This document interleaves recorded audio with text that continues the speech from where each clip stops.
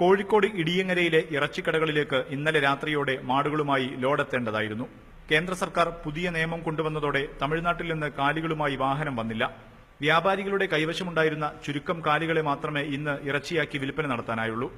10 മണിയോടെ ഇടിയങ്ങരയിൽ പല കടകളിലും ഇറച്ചി തീർന്നു.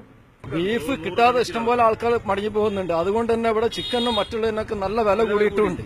കാരണം ഇത് സാധാരണക്കാരന് എല്ലാവരും ആട് വാങ്ങിയിട്ട് ജീവിക്കാൻ പറ്റില്ല. കോഴി വാങ്ങുന്ന ആളുകളുണ്ട്, ഈ മൂരി വാങ്ങുന്ന ആളുകളുണ്ട്. അപ്പൊ ഇതിന്റെയൊക്കെ ഡബിൾ വില ഇപ്പൊ മറ്റേ സാധനത്തിനൊക്കെ ആയിട്ടുണ്ട്. സാധനം കിട്ടാനില്ലാത്തതിനെ കൊണ്ട് കലാശിച്ച് വന്ന സാധനമൊക്കെ അറുത്ത് തീർന്നിക്കണേ. ഇനി സാധനം വന്നാലേ ഈ പരിപാടി മുന്നോട്ട് പോകാൻ കഴിയുള്ളൂ. സാധനം വരാനുമില്ല. ഇറച്ചി വാങ്ങാനെത്തിയവർക്ക് പലർക്കും ലഭിക്കാത്ത സാഹചര്യമുണ്ടായി. ഉള്ള സ്ഥലങ്ങളിൽ വലിയ തിരക്ക് അനുഭവപ്പെട്ടതോടെ ബീഫിന് കിലോയ്ക്ക് 200 രൂപയുണ്ടായിരുന്ന വില 220ഉം 240ഉമായി വർദ്ധിച്ചു. ബീഫ് വില കൂടി. ഇപ്പൊ 40 രൂപ കൂടി സ്ഥലമുണ്ട്, 20 രൂപ കൂടി സ്ഥലമുണ്ട്. ഇപ്പൊ 220 ഉണ്ട് ഇവിടെ. ഞാൻ വാങ്ങി 240. ഇറച്ചി വിൽപ്പന നടത്തുന്ന കുത്തക കമ്പനികളെ സഹായിക്കാനാണ് കേന്ദ്ര സർക്കാർ തീരുമാനമെന്നും വ്യാപാരികൾ കുറ്റപ്പെടുത്തി.